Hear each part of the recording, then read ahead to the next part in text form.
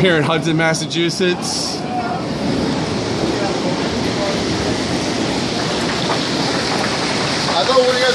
This I have never seen in my life.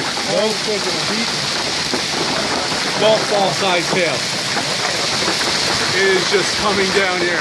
Whoa, updraft! Look at that. Tornado right there. We're in a tornado right now. No, that can't be, man. Yep, 60-mile-an-hour winds right there. I just got the warning.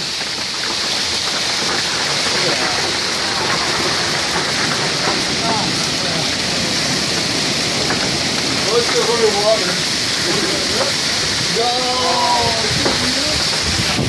This is Ron Shorey reporting live in Hudson, Massachusetts.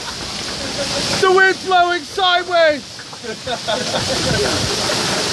It smells like salt water. Yeah. What is that smell? Now it's all calm, like we're in the eye of the tornado here. Oh, no, that's not good. Damn, look at the size of this. Let's take a look. Show me. Show me. Oh, damn. Wow, that is pretty big. Quarter-size tail, if you will. It's my life. Look at that. What is going on there? A tornado is being born right here in our front yard. All right, well, the fun part's over, guys.